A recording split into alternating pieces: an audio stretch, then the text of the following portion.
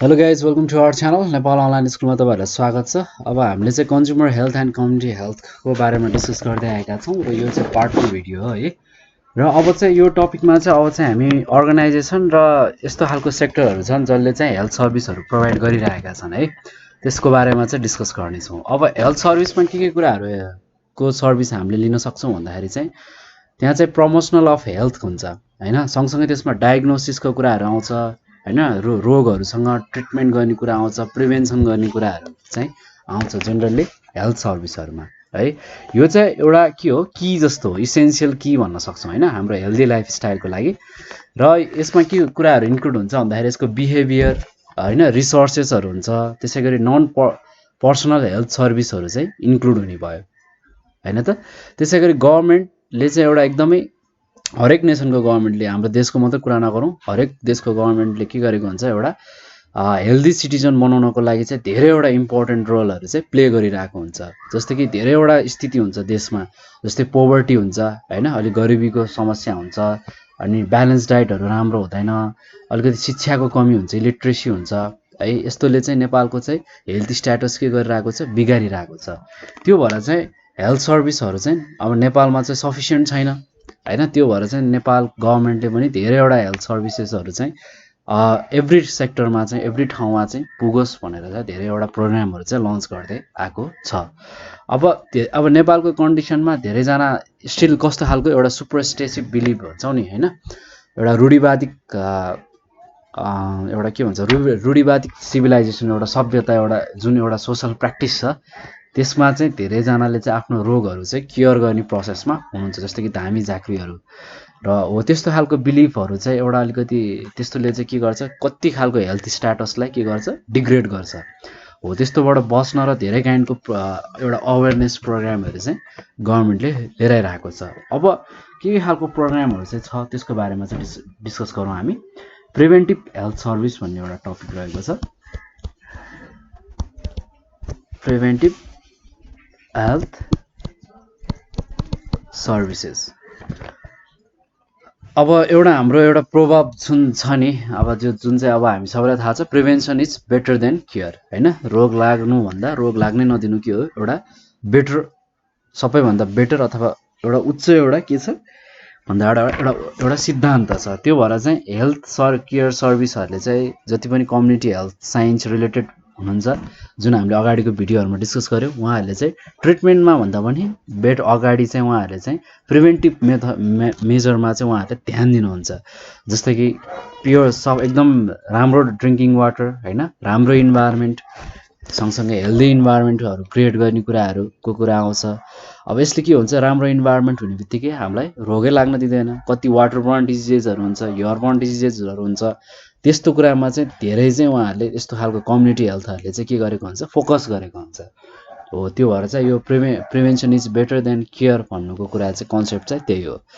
र अब जति पनि प्रिभेन्सनको कुरा गर्नु पर्दाखेरि रेगुलर हेल्थ चेकअपको कुरा आउँछ, फिजिकल एक्जामिनेसन भनेर भन्छौँ, ल्याब टेस्टहरू हुन्छ, इम्युनाइजेसन भनेको के हुन्छ, रोग लाग्नुभन्दा अगाडि दिने एउटा भ्याक्सिनहरू हुन्छ। जस्तै कि हामीले टिटानस भ्याक्सिन कुरा गऱ्यौँ, बिजिपी भ्याक्सिनहरूको लगाउने कुरा गऱ्यौँ।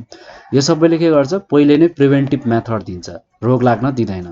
र डायग्नोस्टिक सेन्टर्सले help your doctor understand your symptoms or diagnosis illness.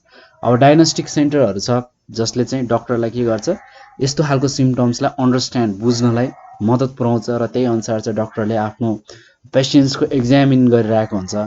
र these are the preventive measure to be safe from the various kind of diseases अथवा इलनेसमा है। र यो एकदमै बेटर छ, राम्रो कुरा हो, डिजिजेसबाट रोगहरूबाट बस्नु हैन, अथवा मेडिकल एसिस्टेन्टहरू खोजेर बस्नुभन्दा त रोगबाट बस्नु एकदम राम्रो कुरा हो। त्यो भएपछि मेडिकल एसिस्टेन्ट चाहिएन। र प्रिभेन्टिभ हेल्थ सर्भिसमा के कुराहरू चाहियो अरे, रेगुलर भिजिट हुनु पर्यो हेल्थ केयर अर्गनाइजेसनहरूमा। त्यसै गरी preventive health help us to find the potential health diseases that may occur. अब जति पनि रोगहरू लागेको हुन्छ, त्यसै गरी प्रिभेन्टिभ हेल्थले के गर्छ, हामीलाई रोगबाट लाग्न नदिन, सँगसँगै मेडिकल एसिस्टेन्टको सपोर्टबाट हामीलाई हाम्रो डिजिजेसहरू लागेको छ भने पनि केयर गर्न एकदम मद्दत पुर्याइरहेको हुन्छ। अब कुनै खालका जति पनि सर्भिसेसहरू छ नेपालमा चाहिँ नेपाल गभर्मेन्टले चाहिँ लिएर आएको छ त्यस्तो खालको सर्भिसेस प्लानिङहरूको कुरा गरौँ। एउटा भनेको चाहिँ फ्यामिली प्लानिङ र म्याट्रनल सँगसँगै चाइल्ड हेल्थ प्रोग्रामको कुरा आउँछ। अर्को हामीले सेफ मदरहुड प्रोग्राम भन्यौँ, अगाडिको भिडियोमा मात्रै हामीले त्यो कुराहरू डिस्कस गरेको छौँ, एकचोटि त्यो हेर्नुहोस् हेर्नु भएको छैन भने। त्यसै गरी इम्युनाइजेसन प्रोग्रामलाई एक्सप्यान्ड गर्ने त्यो प्रोग्राम पनि नेपाल गभर्मेन्टले ल्याएको छ। त्यसै गरी नेपालमा ट्युबरक्लोसिसको कन्ट्रोल प्रोग्राम, कुनै बेला चाहिँ ट्युबरक्लोसिसको पेसेन्टहरू एकदमै हाई हुन्थ्यो है, त्यसलाई कन्ट्रोल गर्ने पनि प्रोग्रामहरू चाहिँ लिएर आएको छ। त्यसै गरी स्पेसली तराई रिजनतिर जस्तै कि मलेरिया र कालाजार जस्तो रोगहरूको कन्ट्रोल प्रोग्रामहरू छ। त्यसै गरी प्रिभेन्टिभ एड्सहरू छ। त्यसै गरी कन्ट्रोल जति पनि महामारीबाट निम्त्याउने कम्युनिकेबल डिजिजेसहरू छ, जस्तै कि जाजरकोट जस्तो अलिकति रुरल एरियामा बढी के को समस्या हुन्छ, झाडापखालाहरूको समस्या छ, त्यसलाई कन्ट्रोल गर्न पनि नेपाल गभर्मेन्टले प्रोग्रामहरू लिएर आएको छ। त्यसै गरी initiation of prevention of non communicable diseases, जति पनि नन कम्युनिकेबल डिजिजेसहरू चाहिँ अब इजिली नसर्ने जस्तै कि HIV, हेपाटाइटिस बीहरू होइन, यस्तो खालको रोगबाट चाहिँ कसरी बस्न सकिन्छ भन्ने प्रोग्रामहरू लिएर आएको छ। त्यसै गरी initiation of primary health services in urban slum, अब जति पनि सिटी एरियाको स्लम एरियाहरू छ त्यसमा पनि प्राइमेरी हेल्थ सर्भिसको बारेमा आइडियाहरू, नलेज प्रोग्रामहरू चाहिँ गभर्मेन्टले इस्टाब्लिस गर्दै आएको छ। अर्को रहेको छ सेकेन्डमा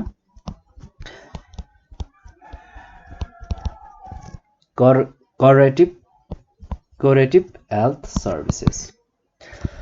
अब यसमा चाहिँ के कुराहरू इन्क्लुड हुन्छ भन्दाखेरि जस्तै कि to health care practice that treat patients with the intention of caring them, जस्तै कि कुनै पेसेन्टमा चाहिँ रोग लागेको छ भने चाहिँ त्यसमा यस्तो खालको हेल्थ सर्भिसहरूकोमा इन्टेन्सन कस्तो हुन्छ भन्दाखेरि त्यो रोगलाई चाहिँ कसरी केयर गर्ने भन्नेतिर जान्छ। अब यसमा चाहिँ के हुन्छ, एकदमै प्रपर खालको चाहिँ एउटा ट्रिटमेन्ट हुने भयो है। यसले के रिफर गर्ने भयो भन्दाखेरि एउटा स्पेसिफिक स्टाइल हुन्छ यसमा है, भन्नुको मतलब एउटा मेडिकल ट्रिटमेन्ट हुन्छ अथवा थेरापिजहरू हुन्छ होइन, पेसेन्टलाई त्यस्तो खालको थेरापी मेडिकल ट्रिटमेन्टहरू प्रोभाइड गर्छ र मेन इन्टेन्सन भनेको चाहिँ सिम्टम्सलाई के गर्दै लानु हो, इम्प्रुभ गर्दै लानु हो अथवा इलिमिनेट हटाउँदै लैजानु हो है।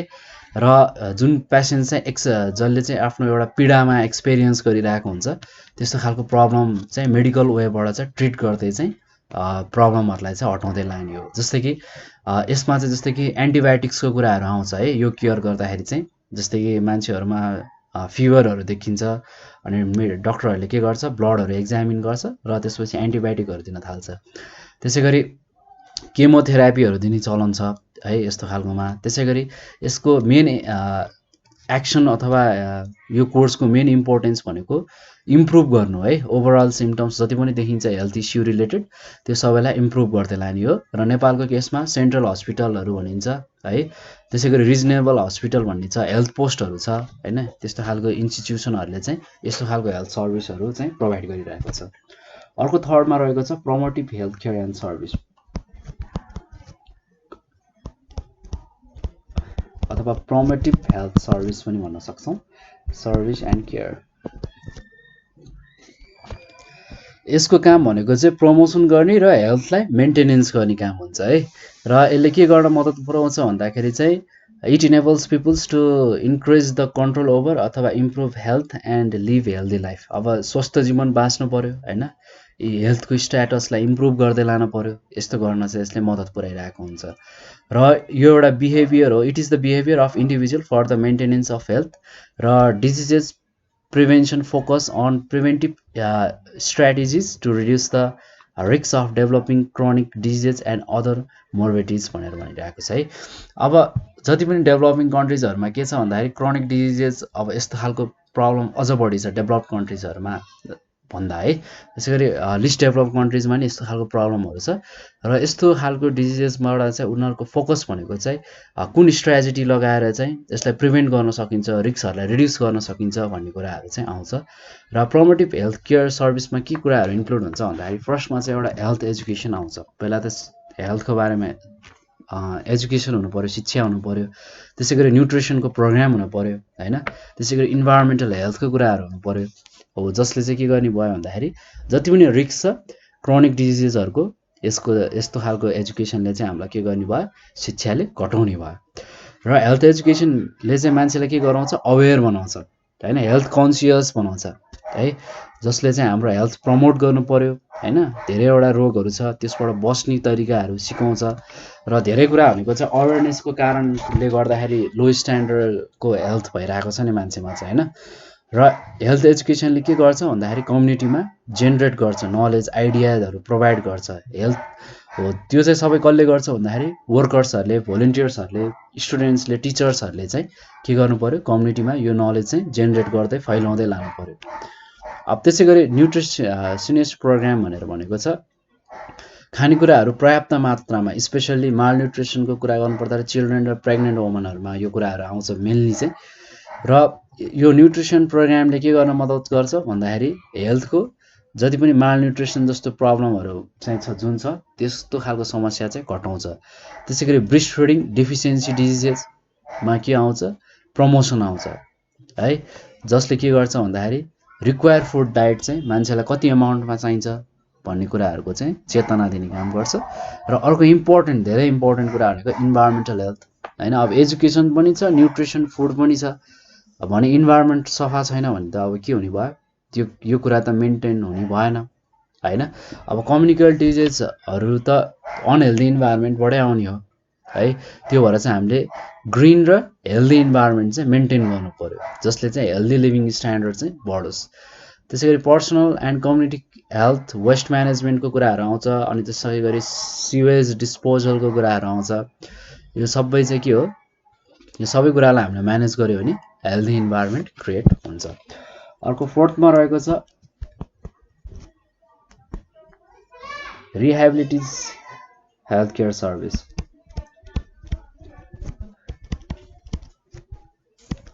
Rehabilitative health service and care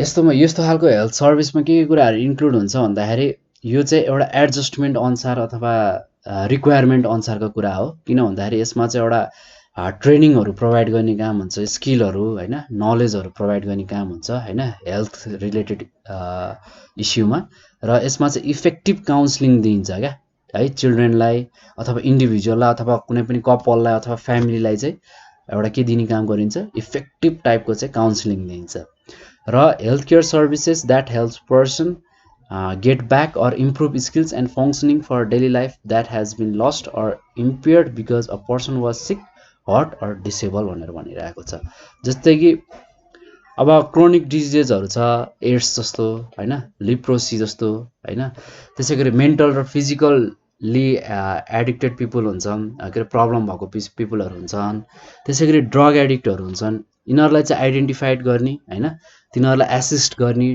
diagnose गर्ने काउन्सिलिङ दिने र उनीहरूलाई चाहिँ नर्मल लाइफमा ब्याक गर्ने है अब रिहेबिलिटिज भन्ने बित्तिकै चाहिँ ड्रग एडिक्ट मात्रै चाहिँ हामीले बुझ्नु भएन अरू क्रोनिक रोग लागेको छ भने पनि त्यसलाई पनि के चाहियो रिहेबिलिटेटिभ सेन्टर्सहरू चाहियो है त्यसै गरी मेन्टल्ली र फिजिकल्ली इन्क्यापेबल पिपलहरूलाई पनि के चाहियो रिहेबिलिटेटिभ सेन्टर्सहरू चाहियो हैन र ड्रग एडिक्ट्सलाई चाहिँ चाहिन्छ नै भन्ने त त्यो त हामीलाई थाहा नै छ है र this service required long term के हो यो सर्भिसलाई चाहिँ अब कस्तो हुन्छ भने अलिकति लामो समयसम्म चाहिँ उहाँहरूलाई केयर गर्नुपर्ने हुन्छ र पेसेन्ट आफै नै चाहिँ रिहेबिलिटेसन सेन्टर अथवा एउटा हस्पिटलमा अथवा कुनै पनि एउटा हेल्थ सेन्टरमा रेगुलरली के हुनु पर्यो मोनिटर हुनु पर्यो अथवा ऊ त्यो त्यही ठाउँमा बस्नु पर्यो र त्यहाँको चाहिँ त्यहाँबाट चाहिँ उसले के लिनु पर्यो नलेजहरू लिनु पर्यो आइडियाजहरू लिनु पर्यो र आफ्नो नर्मल लाइफ चाहिँ इजिली चलाउन सक्नु पर्यो अब यति नै कुराहरू हो यो चाहिँ मेजर कुराहरू हो जुन चाहिँ अर्गनाइजेसनहरू चाहिँ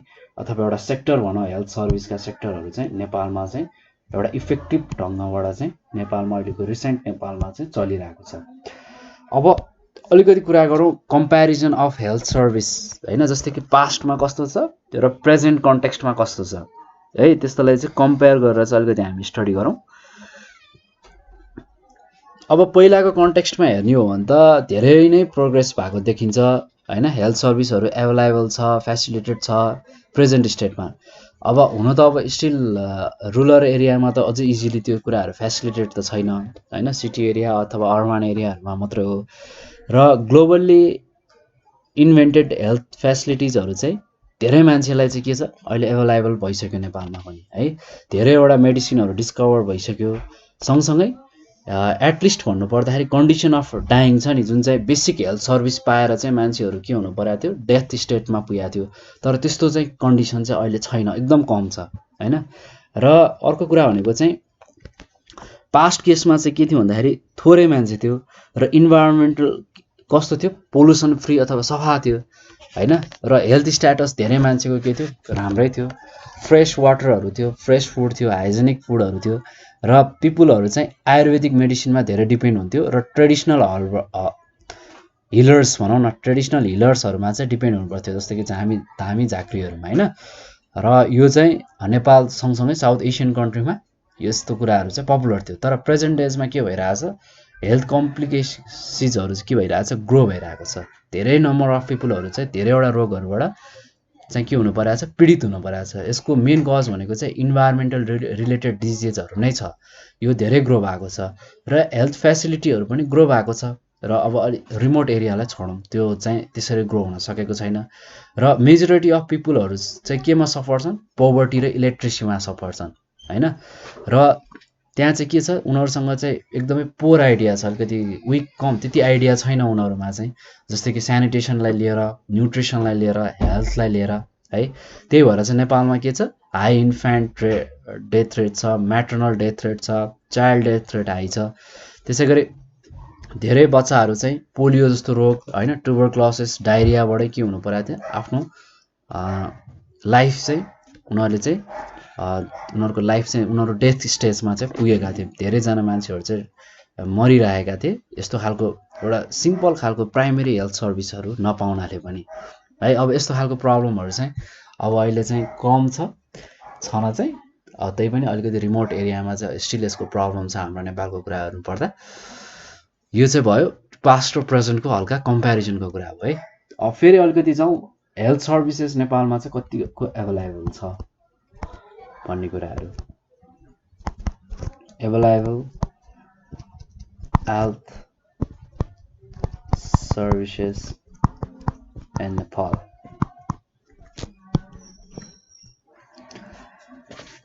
अब हेल्थमा त धेरै कुराहरू इन्क्लुड छ, फिजिकल फिटनेस छ, मेन्टल अलर्टनेस छ, सोसल वेलबिङको कुरा आउँछ हैन।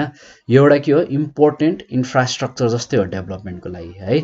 अब त्यहाँ जति हेल्दी पिपुल भयो कन्ट्रीले चाहिँ त्यति नै प्रोग्रेस गर्न सक्छ, देशले नै एकदम इजिली प्रोग्रेस गर्न सक्छ। र हेल्दी रहनको लागि चाहिँ हाम्रो मेन कुरा भनेको, हामीले गर्दै आएको कुरा भनेको के छ, ब्यालेन्स डाइट हुनु पर्यो, प्रपर एजुकेसन हुनु पर्यो हैन, सँगसँगै प्रपर एक्सर्साइज हुनु पर्यो, त्यो बारेमा आइडिया हुनु पर्यो। र कति केसमा चाहिँ यति मात्र इनफ नहुन सक्छ है। धेरैवटा डिजिजेसहरू चाहिँ यस्तो कुराहरूको केयर गर्दा गर्दै पनि मान्छेहरूलाई लागिरहेको हुन्छ है। किन भन्दाखेरि Nepal is still lagging behind in matter related to health service and facilities. त्यो लेभलको सर्भिस र फेसिलिटेड चाहिँ नेपालमा स्टिल आइसकेको छैन। र there are many people who do not have access to even basic health service and facilities. एकदम basic फेसिलिटिजहरू पनि नेपालको धेरै ठाउँमा चाहिँ पुगेको छैन अझै। र अर्को कुरा गर्नु पर्दाखेरि रुरल पपुलेसन अथवा रिमोट एरियामा चाहिँ मान्छेहरू चाहिँ सर्भिसेस र फेसिलिटिज चाहिँ पाइरहेको छैन। तर अर्बन एरियामा भने चाहिँ अहिले चाहिँ के भइरहेको छ, धेरै नै एक्सपेन्सिभ हुँदै आएको छ हेल्थ सर्भिस र फेसिलिटेडमा को कुरा गर्नु पर्दाखेरि। किन भन्दाखेरि प्राइभेट हेल्थ सर्भिसहरू के छन्, हाइली एक्टिभ छन्, इन्स्टिट्युसनहरू चाहिँ धेरै मात्रामा खुला छन् र सबैजनाले पब्लिक हेल्थ सर्भिस पाउन सक्दैनन् हैन, अलिकति गाह्रो छ। र त्यो भएर चाहिँ प्राइभेट हेल्थ सर्भिस इन्स्टिट्युसन के छ, एभाइलेबल भए पनि मान्छेहरूले चाहिँ एफोर्ड गर्न सकिरहेको छैन। र जुन हाम्रो डिपार्टमेन्ट अफ हेल्थ सर्भिस छ, यो चाहिँ रेस्पोन्सिबल छ, जसले चाहिँ प्रोभाइड गर्नुपर्ने थियो हैन, प्रिभेन्टिभ अथवा कर्बेटिभ हेल्थ सर्भिसहरू चाहिँ कर्बेटिभ हेल्थ सर्भिस नेपालमा पुर्याउनु पर्ने थियो। सब हेल्थ पोस्टहरूको फङ्सनहरू रिफर गर्नुपर्ने थियो, पर्फर्म गर्नुपर्ने थियो कम्युनिटीहरूमा। तर त्यसको लागि चाहिँ अलिकति काम जति भए पनि त्यो चाहिँ सफिसियन्ट मात्रामा चाहिँ हुन सकिरहेको छैन। र health service in Nepal work in a network from sub health post to primary health care centre.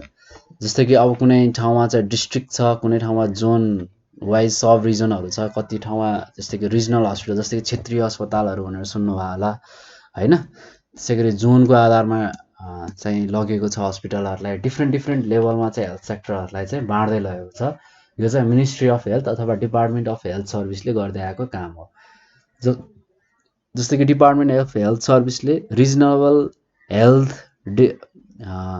Directory भनेर खोलेको छ। जस्तै कि रिजनल टिबी सेन्टर छ, रिजनल मेडिकल स्टोर छ, रिजनल ट्रेनिङ सेन्टर्स छ, त्यसै गरी सब रिजनल हस्पिटलहरू छ, त्यसै गरी रिजनल हस्पिटल भनेर खोल्दै आएको छ। त्यस्तै गरी जोन हस्पिटल भनेर छ, सेन्ट्रल हस्पिटल भनेर छ, केन्द्रीय अस्पताल होइन, क्षेत्रीय अस्पताल भनेर खोल्दै आएको छ। त्यस्तै गरी डिस्ट्रिक्ट लेभलमा होइन जिल्ला स्तरीय पब्लिक हेल्थ अफिसहरू छ होइन। त्यसै गरी प्राइमेरी हेल्थ केयरहरू छ होइन। जस्तै प्राइमेरी हेल्थ केयरमा चाहिँ जेनरली हेल्थ पोस्ट भनेर चिनिन्छ होइन। त्यस्तो कुराहरू चाहिँ अर्गनाइज गर्दै ल्याएको छ। अब त्यसको बारेमा चाहिँ थोरै कुराहरू हेरौँ न त। अब फर्स्टमा चाहिँ सेन्ट्रल लेभलको कुरा गरौँ। सेन्ट्रल लेभल अन्तर्गत चाहिँ कस्तो पर्दछ भने धेरैवटा सर्भिसेसहरू छ, यो फेसिलिटीहरू चाहिँ प्रोभाइड गरिएको छ सेन्ट्रल लेभलमा है। त्यसै गरी उनीहरूले चाहिँ धेरैवटा अब जति पनि मिनिस्ट्री अफ हेल्थ र पपुलेसन को जुन एजेन्सीहरूले जति पनि चलाउँछ नि त्यस्तो सबै प्रोग्रामहरू हुन्छ सेन्ट्रल लेभलमा। र यसमा चाहिँ धेरैवटा डिपार्टमेन्टहरूमा चाहिँ रेगुलेट गरिएको हुन्छ र यो डिपार्टमेन्टहरूले चाहिँ अरू ब्रान्चेसहरूमा पनि यो हेल्थ सर्भिस चाहिँ पुर्याइरहेको हुन्छ है। र डिपार्टमेन्ट अफ हेल्थ सर्भिस चाहिँ अन्डर त कहाँ हुन्छ, मिनिस्ट्री लेभलमा हुन्छ, मन्त्रीमण्डलको अन्डरमा हुने भयो, मन्त्रालयको अन्डरमा हुने भयो। र यो सेन्ट्रल लेभलले नै के गर्ने भयो चाहिँ अरूलाई पनि के गर्ने भयो, चलाउने भयो है। जस्तै कि काठमाडौँ रिजन अलिकति यो चाहिँ धेरै चाहिँ सिटी एरियामा चाहिँ धेरै पाइन्छ होइन। अब सेन्ट्रल लेभल भन्ने बित्तिकै त्यही नै हो। जस्तै कि वीर हस्पिटल होइन, जस्तै कि वीर हस्पिटल के हो सबै एरियाको काम गर्छ त्यसले होइन, हरेक लेभल हेर्छ। त्यसै गरी कान्ति बाल हस्पिटल स्पेसल्ली फर यो चाहिँ बच्चाहरूको लागि अन्डर द एज अफ 16 को लागि चाहिँ काम गर्छ, यो पनि काठमाडौँमा छ। त्यसै गरी मेन्टल हस्पिटल जुन ललितपुर जिल्लामा छ होइन, मानसिक अस्पतालहरू। त्यसै गरी परोपकार म्याटर्निटी एन्ड वुमन हस्पिटल भन्ने छ। त्यसै गरी शहीद गङ्गालाल नेसनल हेल्थ केयर छ होइन, जुन गङ्गालालमा छ त्यो ठाउँ जुन काठमाडौँमै पर्छ। त्यसै गरी पाटन हस्पिटल भयो ललितपुर जिल्लामा पर्छ होइन।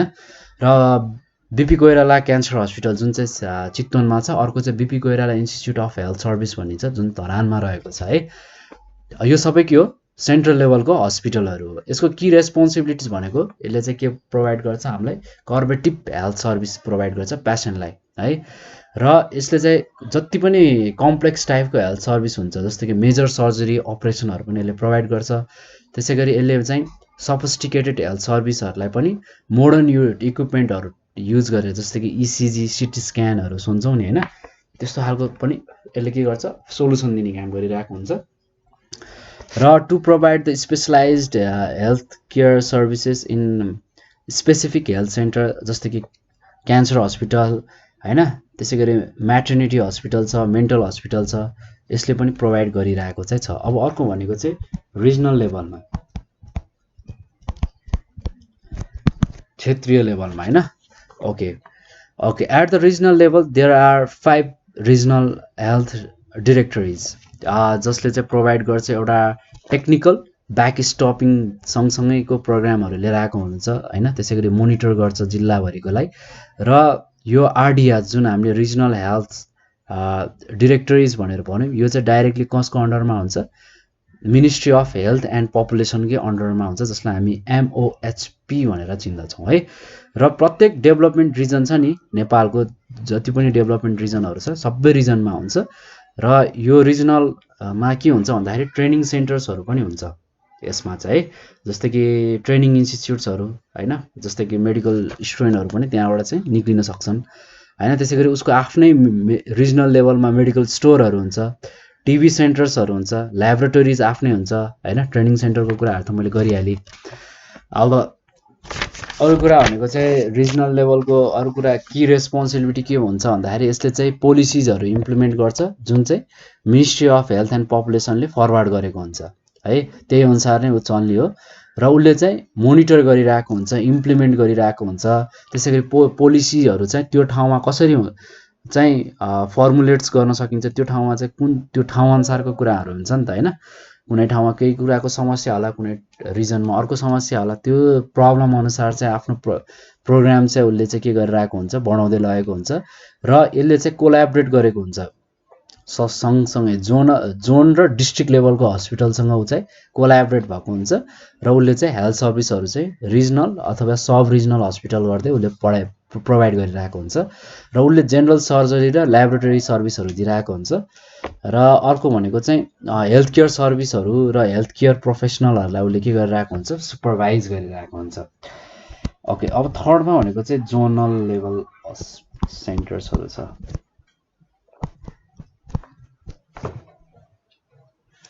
जोनल लेभलमा के हुन्छ भन्दाखेरि चाहिँ 10 वटा जोनल लेभलको चाहिँ हस्पिटलहरू छ। यो चाहिँ अन्डर रिजनल हेल्थ डिरेक्टरिजमै पर्छ नेपालको र यसमा चाहिँ आयुर्वेदिक हस्पिटल र आयुर्वेदिक डक्टरहरू पनि यही जोनल लेभलको नेपालमै राखेको छ। यसको की रेस्पोन्सिबिलिटी भनेको नेसेसरी र स्पेसलाइज्ड हेल्थ सर्भिस प्रोभाइड गर्ने हो र पेसेन्टलाई चाहिँ हाई लेभलको रिक्वायरमेन्ट हुनसक्छ नि त पेसेन्ट अनुसार, त्यही अनुसार चाहिँ पेसेन्टलाई रिफर गर्छ र यसले चाहिँ प्रमोट गरी काम गरिरहेको हुन्छ। जति पनि हेल्थ केयर क्वालिटीमा जति पनि इम्प्रुभमेन्टहरू ल्याउनु पर्ने हुन्छ त्यसलाई प्रमोट गर्छ यसले र यसले चाहिँ to work and implant the policies and programme adopted by the department of health service भनेर भनेको छ र यस्तो हस्पिटलमा चाहिँ 50 देखि 200 वटासम्म बेड हुन्छ डिपेन्डिङ अपन हस्पिटल टाइप्स र नेपालमा चाहिँ 10 वटा जोनल हस्पिटल्सहरू रहेको छ। अर्को भनेको चाहिँ फोर्थमा डिस्ट्रिक्ट लेभल, जिल्ला स्तरीय नै एउटा लगेको प्रोग्राम छ डिस्ट्रिक्ट लेभल भनेर भनिन्छ है। र at district level there is district health office र under district health office public health section र हस्पिटल सर्भिसेसहरू चाहिँ प्रोभाइड गरिएको हुन्छ, अपरेट भइरहेको हुन्छ र प्रेजेन्ट कन्टेक्स्टमा चाहिँ 20 वटा चाहिँ डिस्ट्रिक्ट पब्लिक हेल्थ अफिसेसहरू छ इन 75 हस्पिटल्सहरू, 75 वटा चाहिँ हस्पिटल्सहरू चाहिँ रहेको छ 20 वटा जिल्लामा है।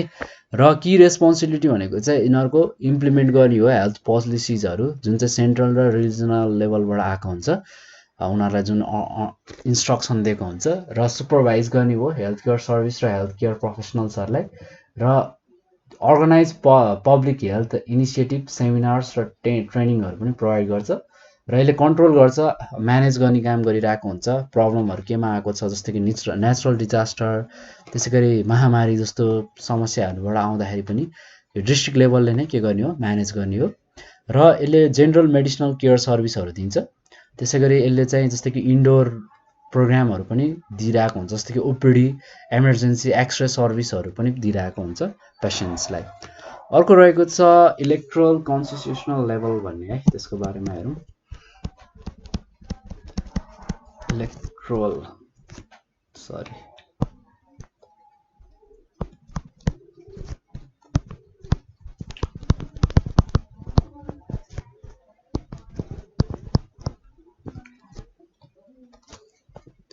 यसमा चाहिँ के हुन्छ, एउटा हेल्थ पोस्ट हुन्छ अथवा एउटा सब हेल्थ पोस्टहरू रहेको हुन्छ है यो इलेक्ट्रल कन्स्टिट्युसनल लेभलमा चाहिँ नेपालको है। र यो चाहिँ डिस्ट्रिक्ट हेल्थ अफिसको अन्डरमा चाहिँ यसले काम गर्छ र यसको चाहिँ प्रोभिजन भनेको चाहिँ बेड्स चाहिँ एज अ क्याजुअल्टिज र ट्रेन्ड फिजिसियनको रूपमा चाहिँ प्रोभाइड गरेको चाहिँ हुन्छ। यसको की रेस्पोन्सिबिलिटी भनेको म्याटर्नल केयर अथवा इन्फान्ट केयर गर्नु हो होइन। र यसले चाहिँ जस्तै कि डायरिया जस्तो एउटा क्रोनिक डिजिजेसहरूमा पनि यसले चाहिँ काम गरिरहेको हुन्छ र यसले चाहिँ रेगुलर र मोबाइल सर्भिस जस्तै यसले चाहिँ काम गरिरहेको हुन्छ है। र यसले चाहिँ हेल्थ केयर क्वालिटीको इम्प्रुभमेन्टमा पनि प्रमोट गर्ने काम गरिरहेको हुन्छ र माइनर एक्सिडेन्टको केसहरू पनि यसले हेर्छ। सँगसँगै यसले चाहिँ धेरैवटा प्रोग्रामहरू कन्डक्ट गर्छ, जस्तै कि फ्यामिली प्लानिङको प्रोग्रामहरू हुन्छ नि, त्यस्तो खालको प्रोग्रामहरू कन्डक्ट गर्छ र यसले चाहिँ केयर गर्ने भनेको पेसेन्ट्सलाई, जस्तै कि सब हेल्थ पोस्टहरूले रिफर गरेको पेसेन्टलाई पनि यसले केयर गर्ने काम गरेको हुन्छ। अर्को भनेको चाहिँ नेपालमा अझ अर्को लेभलको हेल्थ केयर सेन्टर छ जसलाई हामी इलाका लेभल भनेर भन्छौँ। अब यो इलाका लेभल मा चाहिँ के हुन्छ भन्दाखेरि इएल है,